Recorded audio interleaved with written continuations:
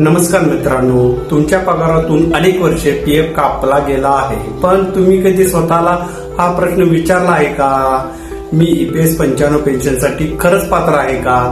फक्त पीएफ खाते असलं म्हणजे पेन्शन मिळते का?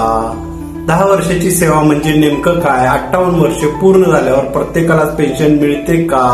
आजच्या या व्हिडिओमध्ये आपण ईपीएस 95 पात्रतेचे सर्व नियम अगदी सोप्या मराठीत समजून घेणार आहोत आणि शेवटी मी अशा 3 चुका सांगणार आहे ज्या अनेक कर्मचाऱ्यांना महागात पडतात. त्यामुळे हा व्हिडिओ शेवटपर्यंत नक्की पहा. जर तुम्ही नवीन असाल तर इन्फो मराठी या आपल्या युट्यूब चॅनलला सबस्क्राईब करा. या मास्टर सिरीज मध्ये आपण ईपीएस 95 बद्दल संपूर्ण माहिती टप्प्याटप्प्याने समजून घेत आहोत. एपिसोड 1 मध्ये आपण ईपीएस 95 म्हणजे काय ते पाहिलं. आज एपिसोड 2 मध्ये पाहणार आहोत ईपीएस 95 पात्रता, 10 वर्षाचा नियम, 58 वर्षाचे वय, अर्ली पेन्शन, सामान्य चुका. चला सुरू करूया. सर्वप्रथम एक गोष्ट समजून घ्या. ईपीएस 95 म्हणजे एम्प्लॉईज पेन्शन स्कीम 1995. ही योजना कर्मचारी निवृत्तीनंतर मासिक पेन्शन मिळण्यासाठी तयार करण्यात आली आहे. जे कर्मचारी ईपीएफ अंतर्गत येतात त्यांच्यासाठी ठराविक अटी पूर्ण झाल्यानंतर या योजनेतून पेन्शन मिळू शकते. पण सर्व ईपीएफ सदस्यांना पेन्शन मिळतेच असे नाही. त्यासाठी काही पात्रता नियम आहेत. आता पुढचा नियम सर्वात महत्वाचा आहे, कारण याच ठिकाणी अनेक सदस्य गोंधळून जातात. ईपीएस 95 साठी कोण पात्र आहे?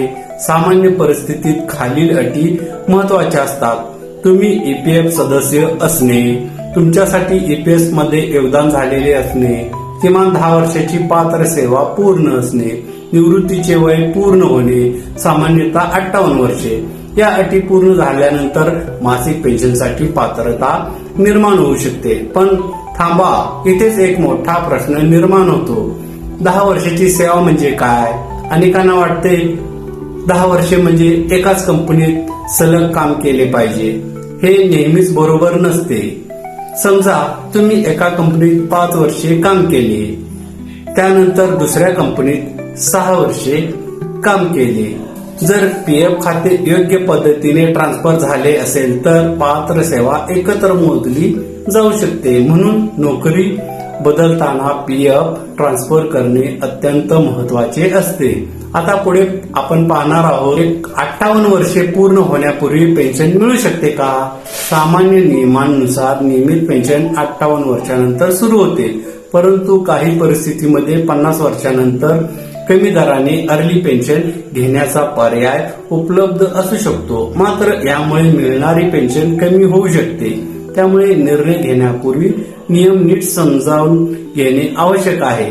काही परिस्थितीमध्ये वेगळे नियम लागू होतात. उदाहरणार्थ, सदस्याचा मृत्यू झाल्यास कुटुंबीय पेन्शन, कायमस्वरूपी अपंगत्वाची प्रकरणे, काही विशेष पात्रता नियम. अशा प्रत्येक प्रकरणात ईपीएफओचे नियम वेगळे असू शकतात. आता पाहूया सर्वात जास्त होणाऱ्या चुका. पीएफ ट्रान्सफर न करणे, यूएन मध्ये चुकीची माहिती, सेवा कालावधी तपासून न पाहणे, ईपीएस योगदान झाले आहे का हे न तपासणे. या चुका टाळल्यास भविष्यातील अडचणी कमी होऊ शकतात.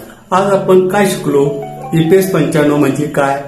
पात्रता नियम, 10 वर्षाची सेवा, 58 वर्षाचे वय, अर्ली पेन्शन, सामान्य चुका. मित्रांनो, हा व्हिडिओ माहितीपूर्ण वाटला असेल तर लाईक करा आणि इन्फो मराठीला सबस्क्राईब करा. तुमची सेवा किती वर्षाची झाली आहे कमेंट मध्ये नक्की सांगा. आणि पुढील एपिसोड अजिबात चुकवू नका, कारण त्यामध्ये आपण EPS 95 pension calculation, pensionable salary, pensionable service आणि उदाहरणासह पेन्शन कशी मोजली जाते हे अतिशय सोप्या भाषेत समजून घेणार आहोत. धन्यवाद.